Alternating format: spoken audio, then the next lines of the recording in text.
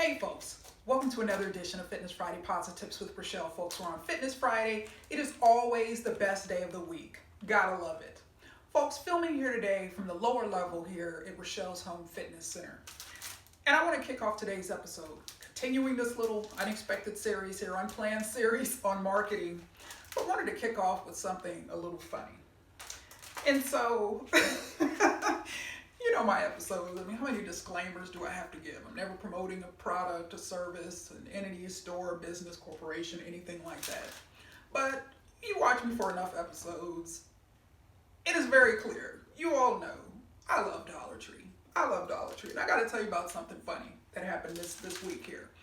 And so I ran into Sheldon. Sheldon is just such a good guy. Retired school teacher for the city of Detroit, lives here in the Novi area, and so I tend to run into him about once or twice a year. Now, he's actually what I used to call them the Valley Boys. And so the Valley Boys at Powerhouse Gym, you know, when Valley of Novi closed back in June 2012, a number of us transitioned over to Powerhouse Gym in Novi. But so he was one of the original folks that started out with Valley's when it was located years and years in the 80s in Plymouth, Michigan. And so there was a group of guys that were going strong in their 70s, some in early 80s, late 60s. And so I used to call them the Valley Boys. And so I run into him from time to time here in Novi. So I typically run into him, let me state, in Dollar Tree. And so I tend to run into him in Dollar Tree. But this particular time, did not run into him. I ran in another shopping center in the parking lot. I was like, hey, Sheldon, how's it going? And so his fitness transition went from Powerhouse Gym to Planet Fitness to Anytime Fitness in Novi. Of course, you know, my transition went from Valley to Powerhouse to Planet to Edge Fitness Clubs of Farmington Hills, Michigan. So ran into him, so we're catching up. Hey, how's it going, Sheldon? Just the nicest man, just such a pleasant guy. How's it going? What's been going on? This and that. And so, you know, we're catching up, and then so because I tend to run into him in Dollar Tree. So, hey, he tells me, so we started talking about Dollar Tree. And so it's, oh my gosh, and he was aware that we lost our retail titan manager here in recent weeks. And so we were kind of talking about that, and just, you know, what a bummer, and just everything's going to be all right. It's going to be okay. And so, but then he also stated, well, you know, Rachelle, you know, I was just in there this morning, and their inventory is really good. Really good. So you may want to stop in there while it's so well stocked. So actually it was not in my plan to go that particular day, but based on his advice, and he was absolutely right, that we're very well stocked. But the funny part of it is that he and I, keep in mind folks, we're standing there talking like 15, 20 minutes. And so we're talking about Dollar Tree, and then somebody overhears us, some random person overhears us, and oh, did I hear you all talking about Dollar Tree? And I overheard you say that, you know, they got a lot of good inventory and stuff in. And so I just crack up thinking about that. So here we were, just three people chatting in a random parking lot here in the city of Novi about Dollar Tree. And their inventory challenges, of course, you all know, we all are aware of the, you know, shipping challenges, supply chain challenges. And so that chain is really, I mean, just nationwide, taking a beating in terms of staffing. I mean, there's some days where certain locations won't even open at all because they don't have staff. They close, shorten hours, open later. It's just a very challenging time for that particular franchise. So for him to tell me, you know, hey, you know, they recently got a truck, and you want to go in there now while the inventory is what it is. And so it was just such a funny moment as here we are, three random people talking about Dollar Tree. We didn't even know who the third person was, but they wanted to know what was going on, and we're pleased to hear, you know, that positive development. So I like to go there. One of the reasons why I love Dollar Tree, and I've shared this on a couple of other episodes, is, you know, they have these inspirational trinkets, and I just had to share this one with you. And so like this one, you know, reminding us to get stuff done, no matter how we feel, no matter how busy we are, no matter what particularly during this pandemic, when it may have been easier to just brush stuff off or procrastinate or things like that. Bottom line is we have to keep on keeping on, keep it moving, and get stuff done. But this one really brought a smile to my face because I've never seen one. You know, they have different types and different colors and different sayings on them that I bought over the years. But this one really caught my attention. And the reason is that it has a to-do list here. I'm going to try to hold it up. to-do list. And then on this side, it has goals. But at the bottom is where it really, it's just, I got such a kick out of this. So this bottom part right here, water intake and fitness. Isn't that great? So it's like there's an integration of health, wellness, and fitness in this particular, notepad. And so it just made me smile. And I said, you know what, see, there needs to be more of that, because we know what a challenge fitness can be for those who've struggled with it over the years. And I just made me smile. I'd love to see more of that. Just in, as you're planning your day, yes, fitness needs to be at the top of the list. I absolutely concur, folks. So I want to kick this episode off, and I had an opportunity to participate via Zoom, just listening in it as an attendee. The Northwestern Alumni Association hosted a behavioral researcher from the Northwestern Memorial Hospital. So she does a lot of work. Her name is Bonnie Spring. She has a PhD, and it was an NU faculty live event. And so it lasted an hour, Wednesday of this week. And the title of that, and I just want to point out a few things here before I move on in to some marketing discussion. So the title of her talk was "The Silver Tsunami Meets the Obesity Epidemic." And so just for context, she was talking about how, again, the graying and the aging of America, and how that is basically, on a crash course with this obesity epidemic that I've talked about a number of times in this particular country. 2/3 of adults in this country, according to the Centers for Disease Control, are overweight or obese. So we have a major problem there. And so she was just talking about those two separate issues, which she actually calls, they are essentially, two issues of the same coin, two sides of one coin. So very, very important. And I just wanted to point out a few things here and what she highlighted, and then we're going to talk about some marketing topics. So number one, there's an increase in the number of chronic comorbidities by age stratum. So essentially what we're saying is the older individuals get, she was highlighting previous research and research studies, the older individuals get, in this country, there is a correlation in terms of number of chronic conditions, health problems, health challenges that they face.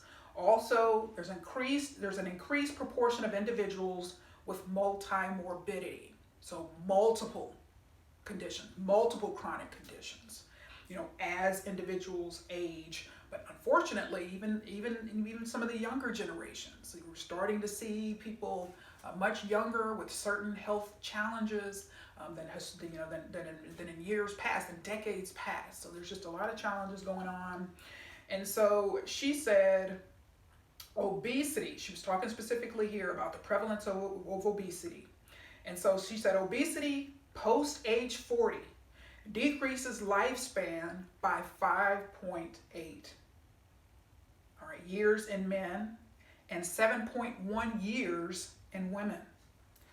And so we talk about, yes, it's a marketing episode, but when you think about it, as I always come back to, the SWOT analysis, strengths, weaknesses, internal, opportunities, and threats, external, the opportunity, pandemic or not, with all due respect, right? The opportunity is there. There is an obesity epidemic in this country that is on a trajectory to even increase, as the decades pass. So there's opportunities there. So we're talking about an impact on death, because of the obesity epidemic. And so another point that she mentioned, she said the nation could save almost $500 billion per year by addressing obesity, smoking, and other modifiable risk factors. And she pulled that particular research I have noted here from a PwC Price Waterhouse Coopers study. And so prevention, she's a behavioral health researcher. And so one of the overarching themes of her entire talk was prevention versus treatment. Again, someone already has this problem. How can we prevent by positive behavior modifications, particularly earlier on in life, to prevent challenges such as obesity? All right, she also highlighted something I was unaware of, and it's very interesting because my dad and my brother are both veterans, the VA MOVE program. which is a VA or Veterans Administration centric weight loss program. And so she talked about that. And then she concluded the talk by highlighting the fact, and let me just, there's a very serious content, but literally, like, when I heard this, I mean, the Debbie Downer just like came in my mind, because, the way, just the content itself, everything else, was wonderful, but just the content, this is a very challenging content. You think about the obesity epidemic and the health challenges and what it's costing our country. But this one, the crescendo of highlighting this quote here just really was like, oh man. And that is, in Debbie Downer voice, by my own doing myself, with all due respect, we have an avalanche of multi-morbid health challenges coming our way. Dun dun. You're enjoying your day, everything's going your way, then along comes Debbie Downer. Always there to tell you about a new disease, car accident, or killer bees. You beg her to spare you, Debbie, please, but you can't stop Debbie Downer.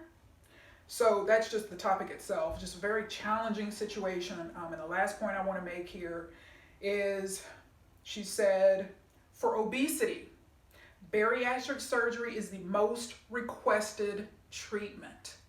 Very eye-opening statement, because once again, yes, we know there's the opportunity with the obesity and the number of overweight and obese individuals we have in this country, that this opportunity for the health, fitness, and wellness industry remains, unshakable. It's undeniable and unshakable.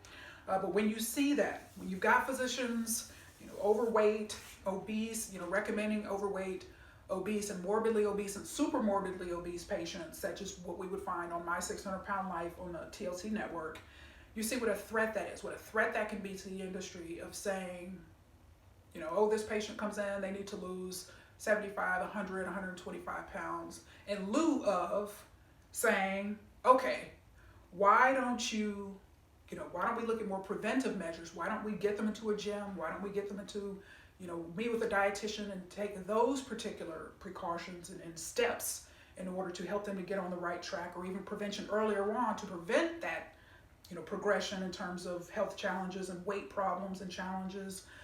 Let's just recommend it for bariatric. And that's why we see so many ads, TV, print ads for the bariatric surgery in that particular field of medicine. But it is what it is. But I just wanted to share those thoughts that she had and what they mean specifically for our obesity epidemic in this country, coinciding with the graying of America. So I wanted to point that out. And I want to give you a couple of marketing examples, and she did a wonderful job. Dr. Spring did a wonderful job, but like I said, it was just the content itself was kind of like, oh man, this is just like, wow. Challenging time, a challenging situation, and certainly undeniable. But while I was tuned into that, I was on my desktop, and while I was tuned into that, so I saw there was the Tonal. And I talked about Tonal last week. So the Tonal, home fitness. And so I was getting those ads nonstop, the entire hour-long presentation. And so, I don't click on links like I told you last week. That's just, part of my own little idiosyncrasy when it comes to marketing. And I don't want, advertisers and marketers have to pay for my clicks. So I'll see an ad link, and then what I'll do is go to Google whatever it is, and then scroll down and find the link that talks about it, and then click on that. Does not have the ad link on it. And so, but Tonal, all right. So it says, I wrote out some of the verbiage and what they actually said, but didn't click on the link. So it says this: Tonal, the smartest home gym. Tonal ships in 1 to 3 weeks. Try Tonal at home for 30 days and see how you can transform your training. So 30 days, try it free trial. And what has research shown, particularly around major purchases, when you have the try it for 30 days, try it for 60 days, try it for 90 days. Sometimes you'll see this, you definitely see it in categories such as mattresses, higher end mattresses. We've got a 90-day free trial. Try out this mattress for 90 days. And what often happens is, certainly more often than not, the individual, even if they may not be, maybe less than pleased with the purchase, they end up keeping it and just paying for it. And that's why there's the old, joke that you often see written or talked about. that says, many people's in terms of their home fitness equipment, in terms of machine, ends up being expensive clothes hangers. And so, but that's that. Second, LeBron, remember I talked last week, is that they have a partnership with LeBron. LeBron is their spokesperson. LeBron steps into the future of fitness training to step up his game. The ultimate strength training machine. Meet the world's most advanced home gym. Smarter than dumbbells.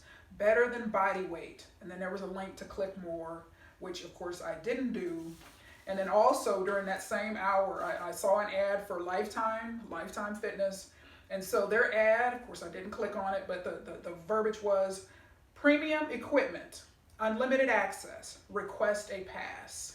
And then there was a box to request a pass and click on that. I didn't click on it. But so Tonal, and they've been, pretty aggressive. But why is that? If you remember the marketing team, I know no one on the marketing team, but you just think about marketing wisdom, advertising wisdom. Okay, so we're going into, particularly in northern climates already, we're going into colder weather. And so when we're still in the middle of a pandemic, there's still going to be individuals that have reservations about going to gyms and studios and things like that. And what does that mean? So they see an opportunity. Particularly with creating or establishing an elite, luxurious, premium image by partnering with LeBron James in order to promote that product. And as I mentioned last week, they have national distribution in Nordstrom, select Nordstrom's locations across the country. So another example I've been seeing a lot of when I watch, my Amazon Fire Stick, and I'm on YouTube.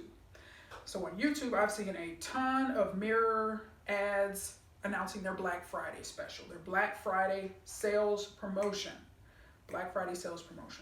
So $500 off and free shipping, a $750 value. So they are talking about this, and I've seen a lot of ads on YouTube. And keep in mind, for those who don't know, YouTube, I don't have YouTube TV, so I'm watching my YouTube is a lot of lectures, some fitness content in terms of watching registered dietitians, things like that, and just educational content. Like, I love YouTube. I cut the cord 4 years ago. My brother bought me that Fire Stick, and I love YouTube because he said, Rachelle, you don't watch a lot of TV anyway. Why don't you let me get you a Fire Stick, and then you can watch a lot of documentaries. This way, there's so many documentaries on YouTube. I just love YouTube. But so I said that to say, you got to think from a marketing standpoint. I'm a very tough person to reach. Direct mail is very effective, which makes me certainly an outlier, as well as via email or text. Mobile marketing are the best ways because I'm not watching traditional stuff. I don't have YouTube TV. I've never watched Netflix. There's just things like that. So you got to think from an advertising standpoint. The examples that I give are going to be, again, obviously it's very targeted because yes, I do consume fitness content. And certainly Google knew that I was tuned into that on my desktop, that Zoom presentation by Dr. Spring earlier this week on obesity, the obesity epidemic. So I was getting constant ads by Tonal, with all due respect to that organization. So I wanted to hit those, share those examples as I move forward here, and wanted to highlight something. So from a marketing perspective, and this is why I mentioned last week when I closed out, I wanted to highlight a very common source of fitness conversations that certainly many people are aware of Nextdoor, nextdoor.com. Okay, the nextdoor.com, I've heard it described or just phrased as the Facebook of neighborhoods. There's just a lot of conversations going on, a lot of connections and things being made. And so I've been on Nextdoor since 2016. So, I don't have a personal Twitter, TikTok, Facebook page. And so I'm from a social media standpoint, I'm just a very tough person to reach that way. But I am on Nextdoor. I definitely am on Nextdoor. I've been on Nextdoor for a long time because you're talking about my subdivision, you're talking about my property values. And so I spend some time on it, certainly from 2 or 3 times a week, but it can't be a lot of time because if you've been on Nextdoor, there's just sometimes people will be at each other's throats for one reason or another, and it can be very drama-filled and negative. But what I wanted to point out in this episode is there's definitely some fitness conversations that go on and certainly occur at Nextdoor. And so everything from, hey, can anybody recommend a trainer? Hey, this gym opened up. Hey, I've actually seen ads itself, advertisements from Fitness Together, that boutique training franchise. I've actually seen formal ads. I've seen Lifetime Fitness in Commerce, Michigan advertised looking, this was months ago. They were looking for swim instructors. So there's just all types of these type of conversations that happen on Nextdoor. Their business listings in terms of, people rating their favorite whatever. There's actually definitely, I don't think it's twice a year, but at least once a year, where they'll say, hey, share your thoughts on your favorite, and they'll mention whether it's fast food restaurant, fast casual restaurant, dine-in, formal restaurant. And so you can rate gyms, fitness centers. And so people, they will rank them, they will heart them, they will comment, they will do things like that.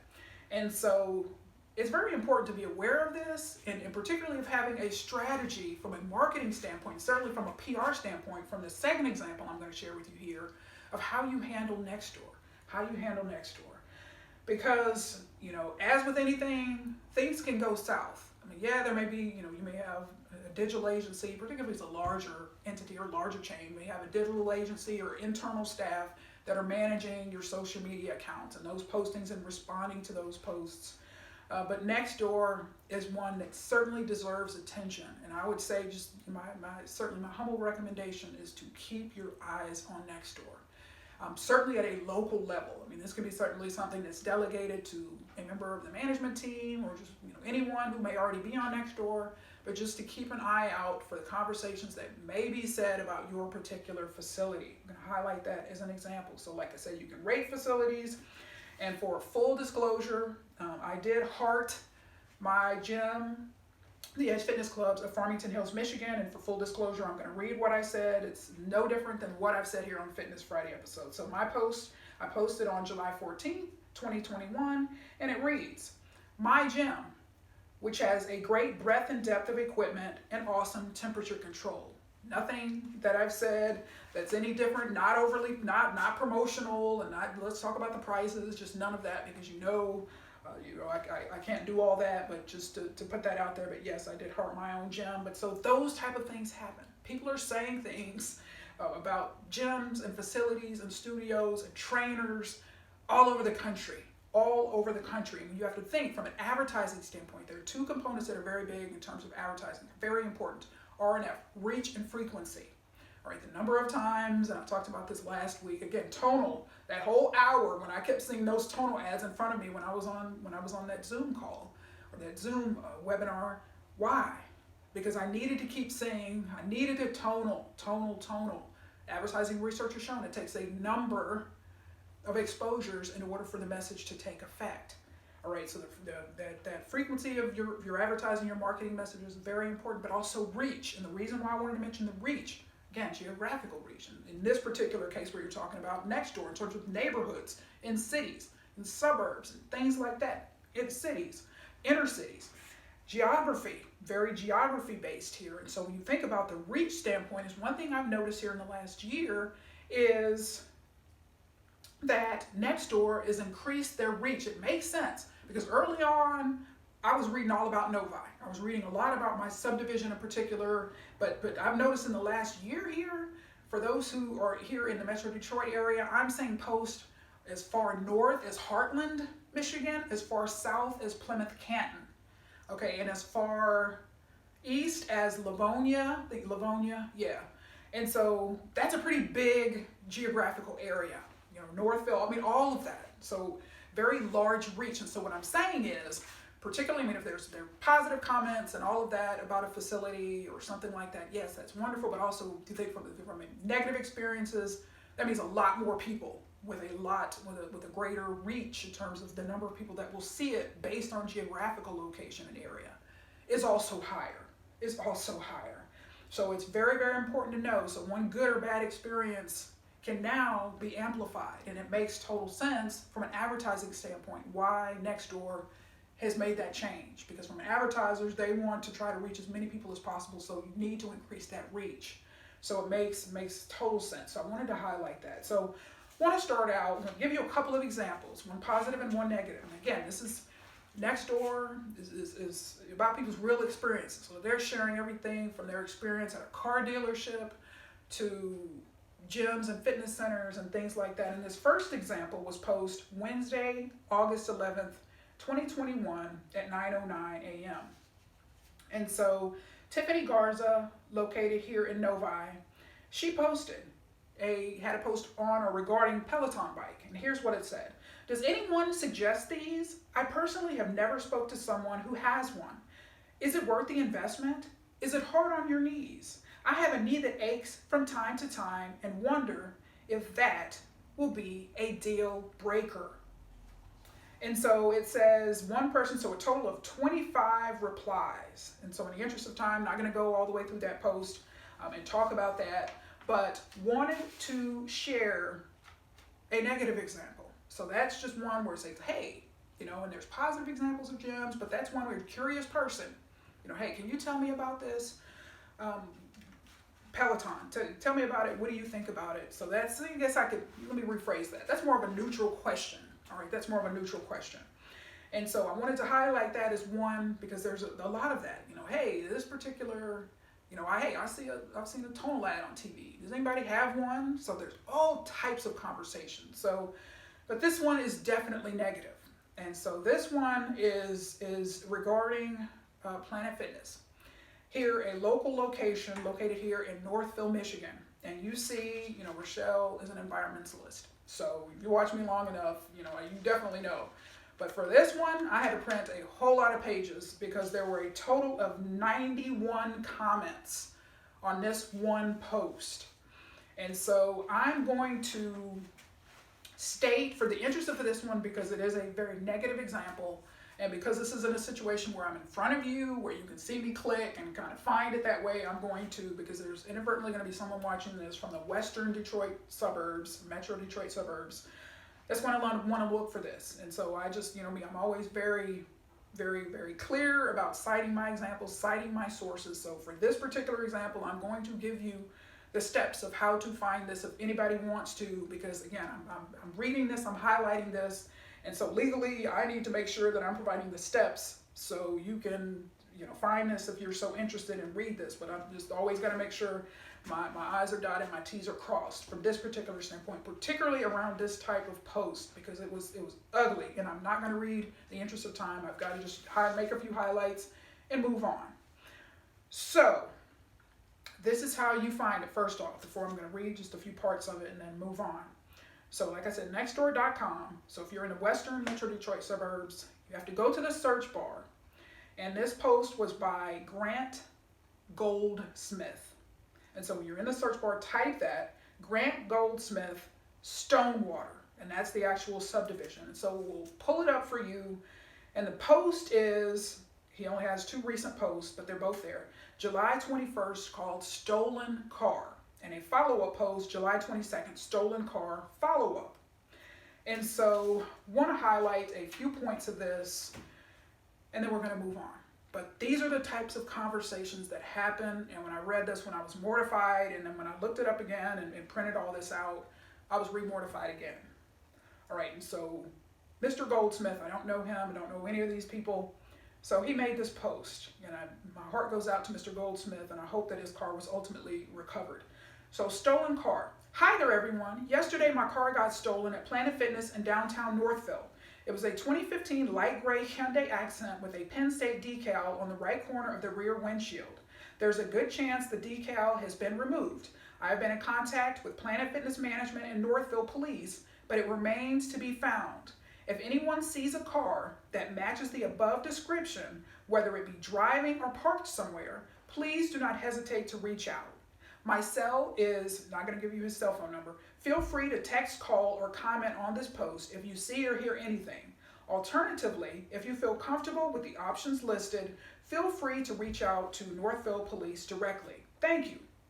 And before I highlight just some comments here on this one, make sure, and I've highlighted the importance of security in terms of not bringing items. I've said this over and over and over throughout the years. Just one of the first lessons I learned, when I first went to Barcelona Force Space Fitness Center, and my dad told me, do not bring items of value into any fitness facility. I don't care where it is. I don't care what type it is. I don't care how nice you think the people are. I don't care if it's in a well-off area. Do not bring items of value. And that's something I've focused on. And so I've highlighted, particularly here in Metro Detroit, there's a number of cases of cars getting stolen, a number of cases of gym theft. It happens, not here in Metro Detroit, all over the place. Again, why? Because I've stated, everyone who steps foot into a gym does not have right motives. All right, there are some people that are there to take advantage of a situation. And unfortunately, that happened in this case.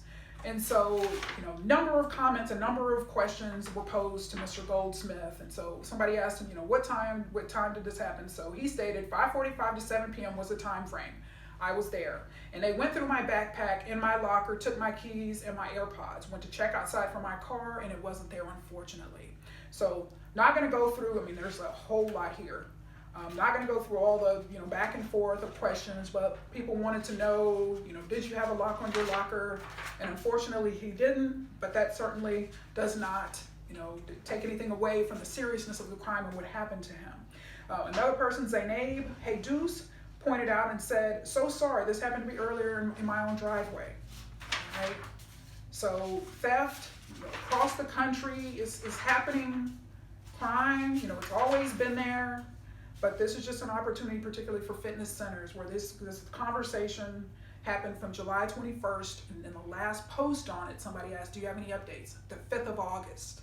So a number of conversations were had. And so he replied to another question. And so here's what it said, where he talks about the lock.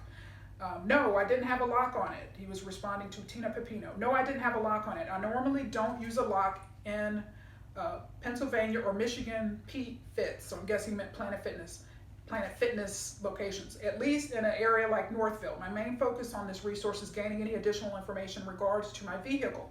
Obviously, the way to avoid this problem would have been to lock my items up, but I can't alter the past, so my attention is toward more present-oriented issues.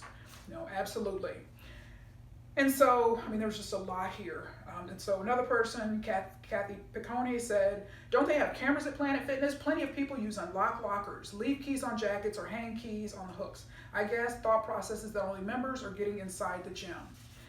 And so I've seen a number of cases of that in southern gyms where they have these things on the wall, these kind of big, key hooks.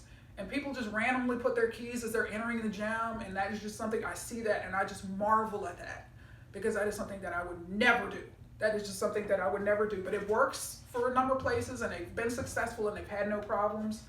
But just knowing what I know in terms of gym theft and reading about it regularly, and just knowing what an issue it is, regardless of where it is, the type of facility or the location, that's just something, I'm just not that trusting, to be quite frank. But a lot of people do it.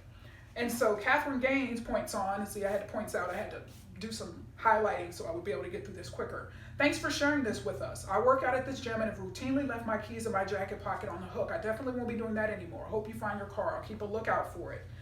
Virginia Miller goes on to say, this has been going on for years. I would think they would have cameras in the parking lot by now. Because see, at this point, and I'm going to highlight some more examples, but it goes from an unfortunate accident to, okay, we're seeing some patterns according to these people. I don't know any of them, but there's some patterns here of theft, of things like that happening. And so from a marketing standpoint, that's tough. That is very, very tough. And there was no one here to respond to this, from Planet Fitness or from the gym itself. With all due respect, I don't know what their policy is on replying to these type of things, but I definitely know that if it's a private gym or something like that, where a owner or a manager, somebody could hop on there and say, yes, this happened. These are the steps that we're trying to do to alleviate that. It's just tough. It's just tough, particularly if this were to happen at a smaller gym that doesn't have that level of volume in terms of number of members like Planet. This could sink a facility, these type of negative word of mouth and negative conversations. And so Jeannie Sibb says, someone keyed my car at Planet Fitness, and she puts in parentheses, Shelby Township, also here in one of our Michigan suburbs, from front to back door. I was in the first parking spot and their cameras are not real. I never found out who it was. So again, so you go from one Planet location and those she's sharing an unfortunate situation that happened to her at another location of Planet. And so what you have here is a former manager, Dave Krause, with all due respect, don't know him either. What he said, I used to manage that PF. Car theft is common at that location. And at this point, we're on July 23rd. And I just thought, man, I mean, that just, that was a powerful statement. So if anyone had, with all due respect, he's just speaking his truth and what he has experienced. And that's what everyone, most people do here on all of these, except, the people having it out about the election and all these other type things. But these type of situations, people are speaking their truth and their realities. And so I just want you to be aware of that. I just want you to be aware of what is going on. And so, but when I saw that, when I said, man, when that manager chimed in, that former manager chimed in, that just certainly gave it a very big, just like, man, I mean, this is a real issue.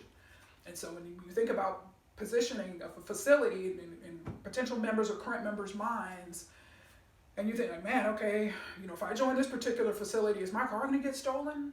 I mean, you know what I'm saying? And so this type of, when challenges happen, when problems happen, these type of, the word of mouth and people posting and all of these type of things. So just wanted to make you aware, because you have a number, everything from people, okay, I want to start walking.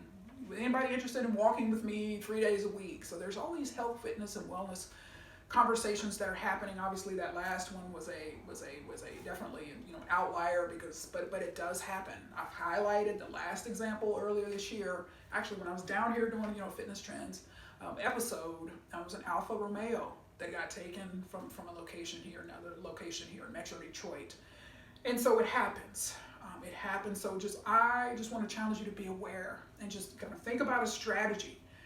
If something were to happen in your facility, and different things happen, different types of crimes happen, or challenges happen, or problems happen in facilities, and it's on Nextdoor. Do you have a strategy for Nextdoor? I mean, what are your thoughts on Nextdoor? Even, what it is, just check it out and just kind of create some type of strategy, even if it's localized and you're delegating, whether it's a manager, somebody in the management team, the owner, or somebody that can chime in and say something. I'm sorry this happened, but this is what we're trying to do. We're trying to make it better.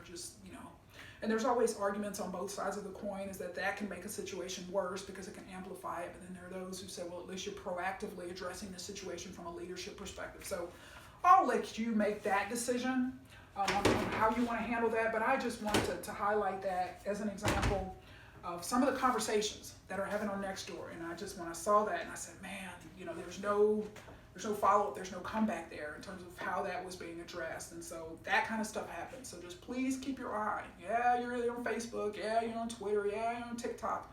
Those type of things, certainly from a marketing perspective. But Nextdoor is right there too.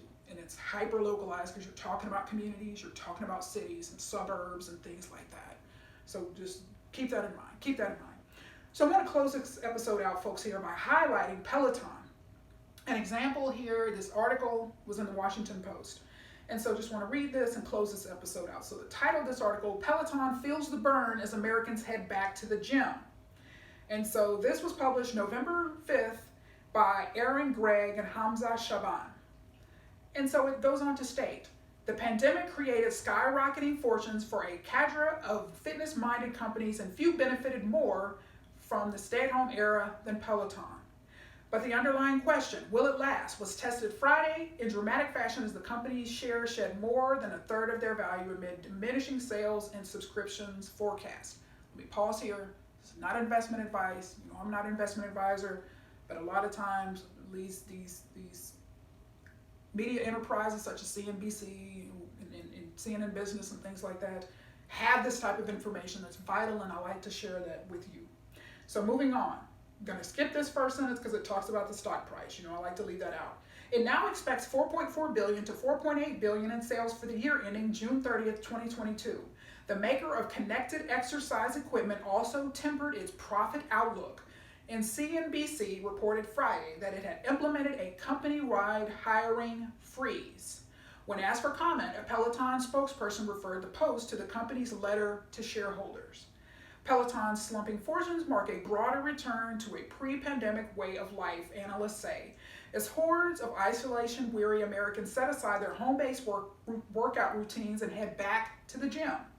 In August, the company cut 20% off the price of its signature bike to $1,495, but it hasn't been enough to maintain the high-flying sales of 2020. While the price drop led to conversion rates that exceeded our forecast, overall traffic has not met our initial expectation. Chief Financial Officer Jill Woodward said in a call with investors Thursday, for a variety of reasons, fewer people are working from home.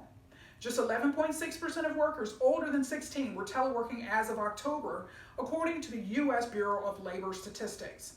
That's the lowest portion at any time during the pandemic and a far cry from summer 2020, when roughly a third of employed adults teleworked.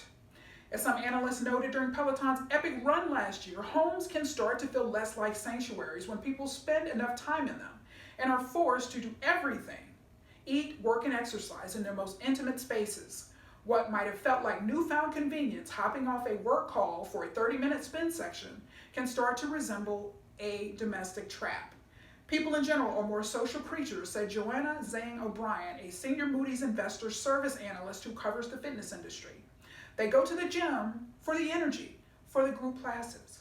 You can buy yourself a Peloton bike or treadmill and work out in your basement or bedroom, but it's a different experience. Sales of home fitness equipment in 2021 are still up about 100% over 2019 and roughly 20% over last year, according to sales figures maintained by NPD Group. But participation in Peloton's online workouts fell by 36% in the 6-month period that ended September 30th, according to user statistics reported by the company. Sales of the company's connected stationary bikes are down, one contributor to a 17% year-over-year decline in revenue reported Thursday. Large gym chains, meanwhile, say customers are coming back. On Thursday, Planet Fitness shares hit a record high after an executive said it's at roughly 97% of its pre-pandemic capacity. Now that had some stock price information or some stock performance there, but I wanted to highlight in full context, Planet is now at roughly 97% of its pre-pandemic capacity. That's why I highlighted that particular paragraph. Perhaps more worrying for investors was a lower subscription outlook. Peloton now expects 3.35 million to 3.45 million users for its virtual workouts instead of 3.63 million. The subscriptions for its treadmill and bike run $39 per month and cover a range of classes and exercise experiences. The typical Peloton subscriber did 16.6 online workouts each month in the 3-month period ending September 30th. That's down from 26 per month in the first 3 months of 2021. Even as Peloton ramped up its marketing spending, slashed the cost of its bike, and built corporate wellness partnerships, a slowdown is to be expected after such staggering growth, said O'Brien. Consumers also have more fitness apps and internet-connected workout gear to choose from. Landon Luxembourg, a senior analyst at investment research firm Third Bridge Group, said Peloton faces increased competition from tech giants like Apple, which released its own workout subscription service, Fitness Plus, built around the Apple Watch, and from other on-demand fitness companies that focus on strength training, like Tonal, the company behind the wall-mounted digital weight machine. Analysts still believe the company's line of stationary treadmills could provide it with new growth opportunities even as subscriptions trail off. But the company faces competition in that sector from Nordic Track, which has sold home exercise equipment for years. Lastly, the return of retail gyms may lead some customers to second-guess their pricey equipment purchases, but the new work-from-home and hybrid work environment are still shaping the fitness industry and consumer habits, Luxembourg said.